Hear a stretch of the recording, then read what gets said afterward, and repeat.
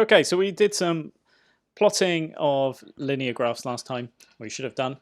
This time we're going to look at gradient, but let's just have a quick look back at lines themselves about what makes up a straight line graph. Right? They have two main features, really. One of them is the gradient, and that's just the steepness. So literally how steep the line is. It could be quite shallow, like a really shallow hill, or it might, ooh, look at that graphics, eh? It might be quite steep. So that is the gradient, and it's just a number. Or, you know, obviously it could be a decimal or a fraction, but it is just a kind of, it has a value. And then we have the y-intercept, and the y-intercept is the bit where it cuts through the y-axis, which is just this little point here. Okay, those are the only two kind of main features of a linear graph, and which is why the equations of straight line graphs always look like this, of this form. They don't have m and have c, they have values in those parts, because the m is the gradient. So that's what we call the coefficient of x. The number with x is the gradient, and then the number on its own at the end is actually the y-intercept. Okay, and that makes sense because actually when x has a value of 0, so that would be, you know, on the y-axis here, on the 0, the only thing that's left is y equals whatever the other value is, which is why, you know, that will be the y-intercept. So for example, this graph has the gradient, oh no, actually this isn't this graph, it's another graph, but has the gradient of 3, this one. So this would be, for every 1 we go along, it goes up 3, and it has a y-intercept of -2. So I know that that graph on there, just this one here, goes through that point there, and for every 1 we go along, we got 3, so that's there, 1 along, 3 up, 1 along, 3 up. So actually that line that's written there with that equation, if I had a ruler, would look something like that. That's dreadful, isn't it? But you get the idea. The gradient and the y-intercept. Now look back at the graphs that we did last time. Hopefully you did these. And you should be able to see, like, let's look at the green one. The y-intercept there is +4. And look, it goes through at 4. This red graph, this look, 2x plus 1, that says there, +1. Look, it goes through the y-axis at 1. 3x minus 6, this graph here, goes through the y-axis at -6. Yeah, so those are the features. And then, of course, the other number with x is the gradient. Now, gradient is what I'm going to concentrate on today, and particularly calculating gradient in two different kind of ways from two different types of question. So the first type is like this, where we've got a line, and I just want to put a value to its steepness, its gradient. Now, gradient is calculated like this. It's a bit like steps in a way. We think about the change in y divided by the change in x. So the change in y, remember the y-axis is up and down, so that's basically how far up we've gone. So if you're going up some stairs, it's how far you've gone from the bottom step to the top step. How much have you lifted up in the air? And the change in x is how far along. Because remember, on a set of axes, you have two axes.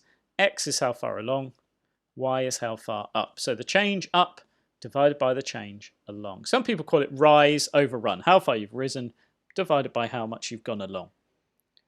All right. So if you had a really steep set of stairs, they go really up a lot, but they wouldn't go very far along if they're really, really steep. So here's how we're going to work it out on here. So on this line, you find a point where it goes through a grid. Now, that point there is no good. It goes through one line, but it doesn't go through two. You know, like, and this is no good. That's just in the middle of nowhere. You've got to pick a point where it goes through the grid, like there. There would be a point. There would be a point. That would actually be a point up there. That could be a point. That would be a point. You've got to pick a point where it goes through two lines. You've got to pick a point, which is from Oliver. Great musical. So any of those points would be fine. And it doesn't matter which two you select as long as your line goes through those points. And you drop a triangle. A right angle triangle. You go straight down from your top point, straight across from that lower point until they meet. And you get a right angle triangle there. And look at the change in y. Look at this rise. What is it? Count it. 1, 2, 3, 4, 5, 6 squares up. And 1, 2, 3 along. Now my gradient is the change in y, which is 6, divided by the change in x, which is along 3. 6 divided by 3 is 2. This line has a gradient of 2. All right, let's just get rid of those little bits and we'll try it again. The important bit is, though, that you do choose a point where it goes through this grid. Okay, another line. That is a point there. That is fine. And that is another point that it goes through the grid. Yeah, it must be on that grid. Drop a triangle. One line goes straight down, one line goes straight along to make a right angle triangle. Let's have a look. What's the height? That's 3. 1, 2, 3. What's it along? 1, 2, 3, 4, 5, 6. Okay, is it 6 divided by 3 again? No, of course it's not, because it's the change in y first. It's the rise first, divided by the run, which is 6. 3 divided by 6 is actually a half. Now you could write 0.5, that would be fine as well, but I would simplify it down to an easy fraction, if you can. What about this one? This one's interesting. Same thing again. Pick 2 points where it goes through the grid. There's one and there's another one. Draw a line down, draw a line across. Right, what is the distance along? It's done a run of 2. So on my fraction, I'm going to have 2. What about the change in y? Well, actually, we always go left to right on these graphs. This has actually gone down. 1, 2, 3, 4 down. It's actually -4, the change in y. From my first point on the left to the second point on the right, it has gone downhill. It's like, you know, there's a little guy skiing on here.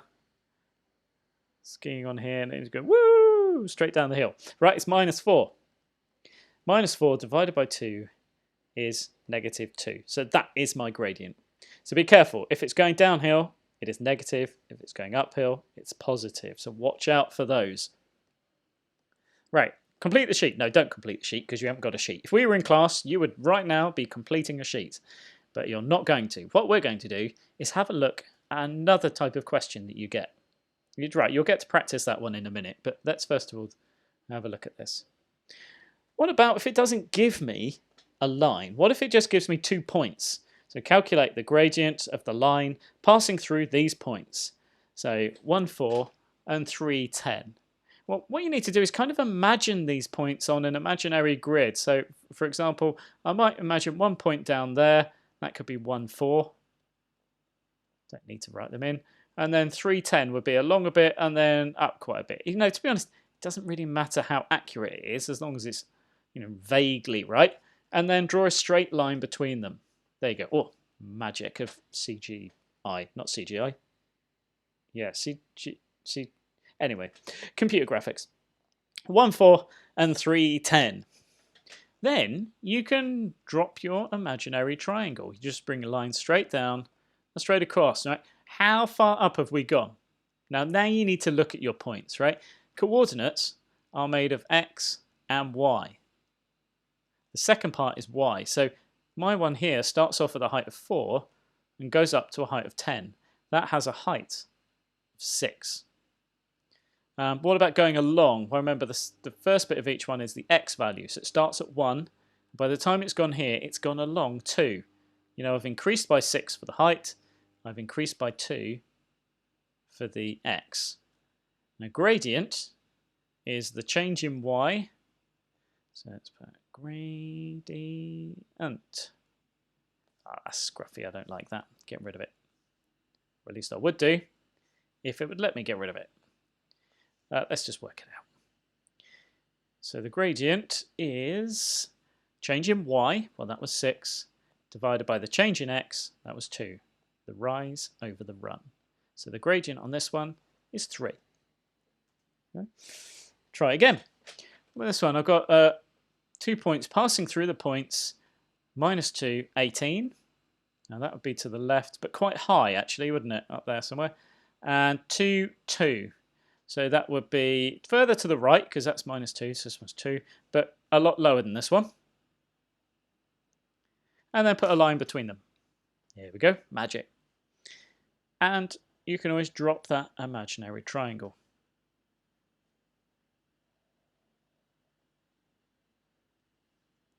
Okay. Right, and let's put in some points. So this was minus 218. This one down here is 2, 2. How far have we changed up or down? It's going downhill, isn't it, this one? We've gone from 18 down to 2. That's a height difference of 16, and it's gone down, so it's minus 16. What about my change along? I've gone from minus 2 to positive 2. That is a change of 4. Minus 2 up to 0, and then up to 2. So the change in y divided by the change in x is negative 4 is my gradient on this one. Going downhill quite steeply as well, negative 4. Right, try that then. There are some points for you to try, although one of them is exactly the same as the first one, so I'm going to give you a couple of different points. Yeah, why not? That's how I go. So don't do those 2 points. Yeah, that'd be rubbish. Let's go from 2, 5. Remember, your answer could be a fraction. You could do it as a decimal if you really wanted to. And let's go for that. Okay, so there's your points. I want you to pause the video, work out what you think those gradients are, and then unpause when you're done. Okay, I'm going to just put a little mark down where I think that 2, 5 could be. 2, 5. And then 5, 7. So along a bit and a little bit up, not a lot up. So let's just give this to scale, so maybe there somewhere. 5, 7. And if I dropped a triangle on it, and of course I'd have to have my straight line. It's easier for you because you've got a ruler. What's my height difference then? Well, I've gone from 5 up to 7. So that's a height difference of 2. And I've gone along from minus 2, not minus 2, sorry, I've gone from 2 to 5. It's easier to see there, isn't it? 2 to 5, which is 3.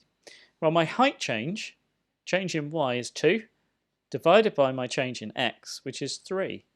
So that's it. It's just 2/3. Can't write it, any other convenient way. Just 2/3. If you can't simplify it, don't. This one, 4, 7, and 8, 1. Well, I can see 4 is going to be up here. I can already see that this one is higher than this one because 7 then going down to 1. So that one is 4, 7. And this one down here is 8, 1. And I'm going from there down to that one. Drop a triangle down so we can help visualize what's going on. What's my height difference? Well, I've gone from 7 down to 1. That is a height difference of 6. And going along, that's 4 to 8. I have changed by 4. So my gradient will be the change in y. It's actually, sorry, minus 6, isn't it? Because we're going downhill. Divided by the 4. Well, 6 divided by 4 is 1.5. Now, if you wrote it as a fraction, it might be minus 3 over 2. Or you might have written a mixed number, minus 1.5. Or you might have written just minus 1.5. Any of those would be completely acceptable. Okay? I didn't take the pause away, did I? Silly me. Right, last little bit here. A more formal method. This is exactly what you've just done. In fact, I'm going to give you the same 2 example questions, but we're going to do them in a slightly different way. So I just want to show you this kind of more formal equation. So x1 and y1, what's that mean? Well, that's my first point. So my first point here, x1 and y1, x1 would be 1, y1 would be 4. Okay, these little, we call them like they're sub numbers or whatever, what they call I don't know why, it's completely gone out of my head for some reason, probably because I'm trying to talk at the same time. But they indicate sort of, this is my first one of x, this is my second thing of x. And my 2 numbers here were 3, 10. Now, if you take those, we want to find the change in y over the change in x. Now, the change in y will be the difference between the 2 y numbers. Now, this is exactly what you were doing earlier. So you take your second y number where you end up and subtract your first one from it. And for the change in x, you do the second x number, which is a 3, and you subtract the first x number from it, which is 1. Okay, so the y's, you do the second one, take away the first one, and the same for the x's. Second x, take away the first x, and that will give you the difference, what the change is. So that's 6 over 2, and then you can calculate it as 3. So this is a slightly more formal method of doing it. Again, let's do it with this one. So let's do y2 is 2. And I'm going to take away y1, which is 18. And then, should we write this over here actually? y2, take away y1 was that. And then I'm going to do x2, take away x1. Now the second x value is this one, which is positive 2. I'm going to take away the first one, which is negative 2. Watch out for that, double negative. Now 2, take away 18 is negative 16. 2, take away negative 2. That turns into plus, so it's 2 plus 2, which is 4. And we get a gradient of negative 4, just like we did before. Slightly more formal, possibly a method you might prefer. 2 for you to do. I'd like you to try this method, please. Unpause when you're done.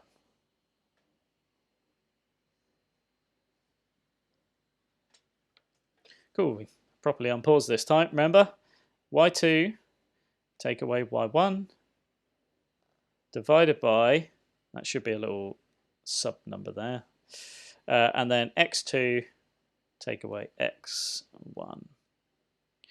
Okay, my second y number is 3, and the first one was 1, so 3 take away 1. My second x was 5, and the first one was negative 5. So take away negative 5. 3 take away 1 is 2. 5 take away negative 5, well that turns into an add, so that turns into 10. 2 divided by 10, well that's 1/5. And that's fine, get a mark for that. Or you might have written 0.2. Either of those is absolutely fine. Quite a shallow line, that one. Next one, again, y2 take away y1 divided by x2 take away x1. The second y value is minus 2, and the first one is 2, so we'll take away 2. Oh, it's not 2, it's 1, isn't it? Sorry, looking at the x value. That's the y value there, the 1. So minus 2, take away the 1. And then x2 is 6, take away the x1, which is 2. Negative 2, take away 1 is negative 3. 6 take away 2 is 4. Negative 3/4. Or, of course, that's fine. You might have potentially written negative 0.75, which is also fine. Okay. Right, Dr. Frost task. There are both of those types in there. Some you need to drop that triangle. Just remember you're after the change in y divided by the change in x. Now, if you're being posh in maths, you'd usually put, oh, I can't remember which way up delta goes. Oh, do you know, I can't remember. I always draw it this way up, but I've got a funny feeling it's the wrong way. But change in y divided by change in x, which is a little bit posh. But I've got a horrible feeling I've got my triangles the wrong way up. But anyway, change in y divided by change in x. Go do those questions. Good luck. Bye-bye.